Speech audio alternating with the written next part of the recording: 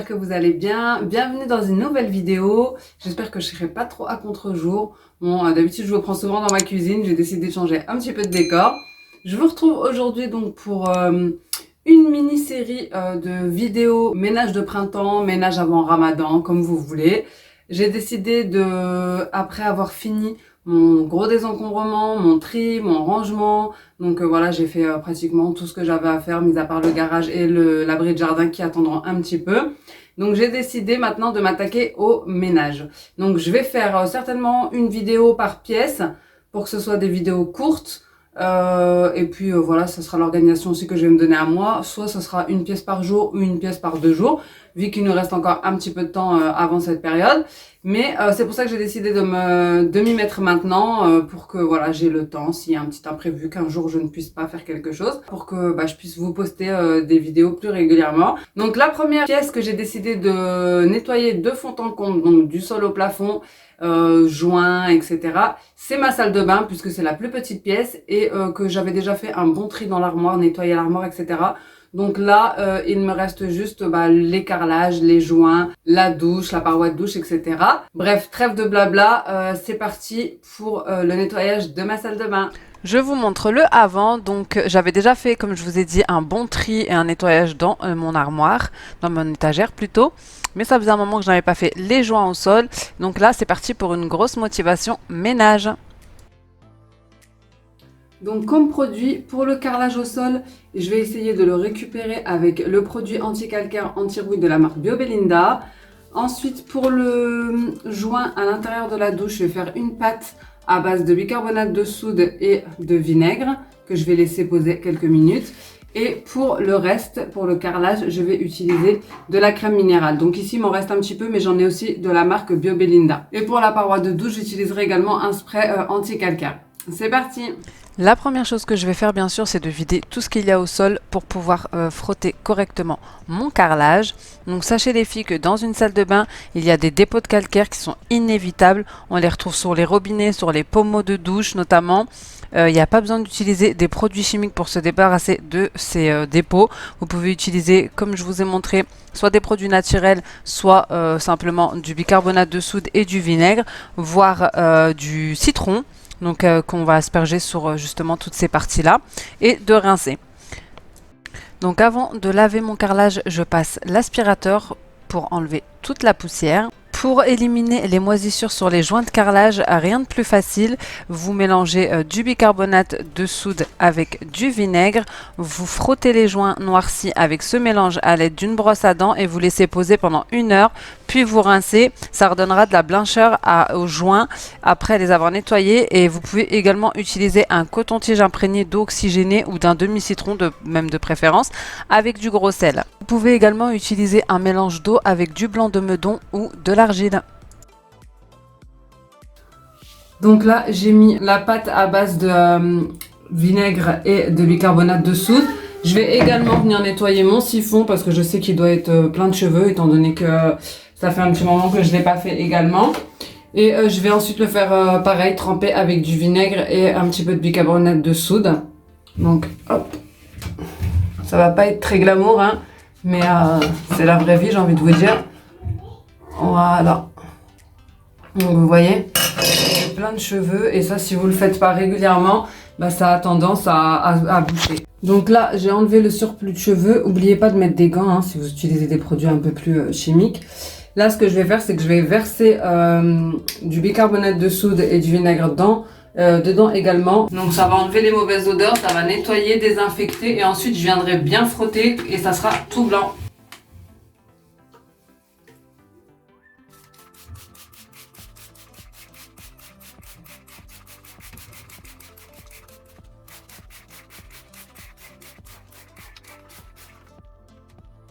Pendant le temps que c'est en train de agir, le bicarbonate de soude et le vinaigre, moi je vais venir faire les joints de carrelage, comme ça après je pourrai laver le sol. Ici, je vais utiliser un produit donc anti-rouille, anti-calcaire parce que j'ai également des petites taches de rouille au niveau des pieds de mon étagère.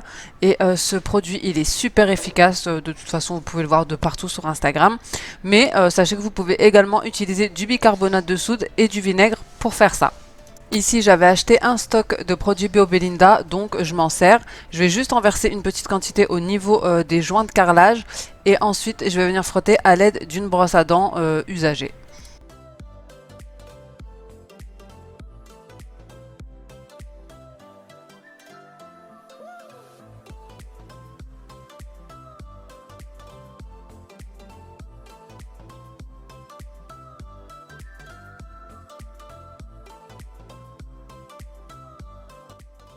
Donc il préconise de laisser poser minimum 15 minutes, donc c'est ce que je vais faire. Comme vous voyez, c'est ultra sale, donc ça se voit pas trop vu que les joints ne sont pas blancs, mais vraiment c'est vraiment encrassé. Je vous montre ce que ça donne après les 15 minutes de pause. Donc là, je vais venir ramasser avec un sopalin. Je laverai juste après quand j'aurai fini la douche. Et comme vous voyez, ça a bien décrassé. Donc moi de base, j'ai pas les joints blancs, hein. Donc c'est pour ça, ils sont de toute façon gris. Mais vous voyez bien la saleté autour. Voilà. Franchement, ultra sale. Ce sera une bonne chose de faite. Ensuite, je viens frotter les éléments de mon siphon également que j'avais laissé poser avec un petit peu de vinaigre et de bicarbonate de soude. Ici, dans le petit saladier, j'y ai rajouté du carolin aux huiles essentielles, donc parce que ça sent bon et que c'était un multisurface que j'avais envie de tester. Mais voilà, vous pouvez très bien frotter avec du liquide vaisselle pour terminer.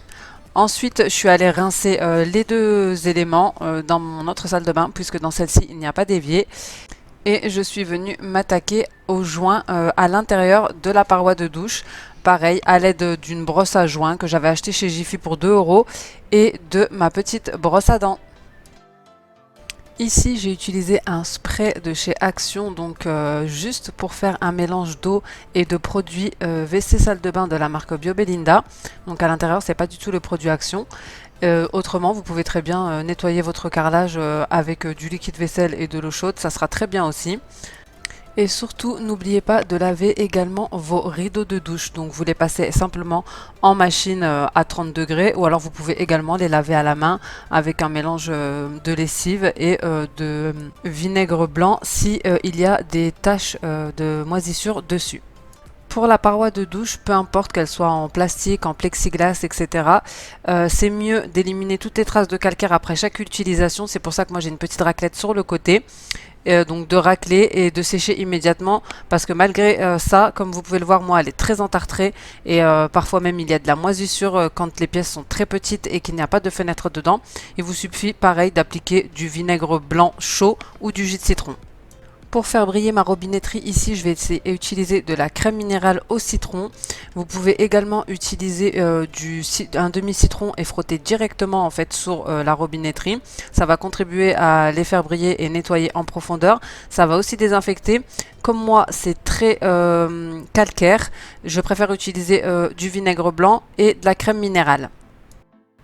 Ensuite, je frotte avec une éponge. Donc ici, c'est la crème minérale de la marque Cif. Bon, après, vous en avez un petit peu dans toutes les marques. Et je viens rincer à grand jet d'eau chaude. Comme vous voyez, c'est nickel, ça brille. Voilà, il n'y a plus de tartre. Et ensuite, je vais venir faire également mon pommeau de douche. Et pour détartrer votre pommeau de douche, vous pouvez également le dévisser, le plonger dans un récipient rempli de vinaigre et laisser agir toute la nuit. Ici, moi, je l'avais déjà fait, donc je ne l'ai pas fait. Mais si votre pommeau de douche ne s'enlève pas de la colonne de douche, vous pouvez également remplir un sac de congélation, un sac hermétique, de vinaigre blanc et l'accrocher directement à l'aide d'un élastique au pommeau de douche. Ensuite, je viens sécher le tout à l'aide d'un chiffon Heal Base, donc pour lustrer, pour faire briller, un chiffon sec.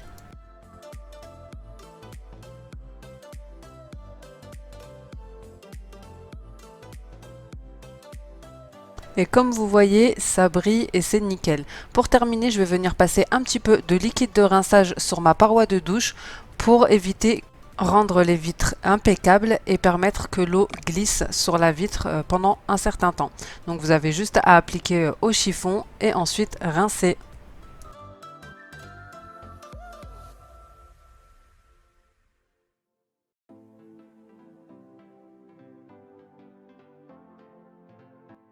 Je vais également venir frotter tout le carrelage des murs de la salle de bain et ça c'est top quand c'est du carrelage, c'est vraiment facile à entretenir. Donc ici j'ai utilisé le Carolin multisurface à la pivoine et au musc blanc, mais franchement c'était surtout pour l'odeur. Du vinaigre suffira ou un mélange d'eau et de liquide vaisselle. Ensuite je vais bien sûr frotter également mon radiateur et je vais finir par la serpillière.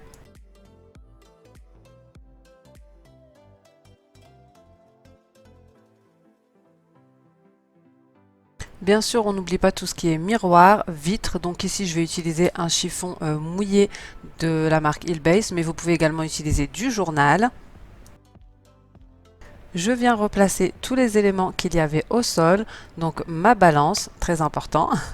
Ensuite, un petit panier Esprit Spa où j'ai mis des serviettes, mes lingettes réutilisables et mon huile de massage. Et bien évidemment, on n'oublie pas pour un ménage en profondeur, les poignées de porte, les portes et les encadrements. Pour être sûr que le ménage soit complet et surtout pour avoir tout désinfecté dans cette pièce-là et pouvoir passer à une autre pièce. Surtout, dites-moi en commentaire si vous avez commencé votre ménage de printemps ou si ça vous dit de commencer avec moi. Voici le résultat de la salle de bain terminée, toute propre, du sol au plafond. J'ai réussi à avoir mes joints qui étaient noircis, à faire briller la robinetterie, à nettoyer mes joints de sol. Donc je suis super satisfaite.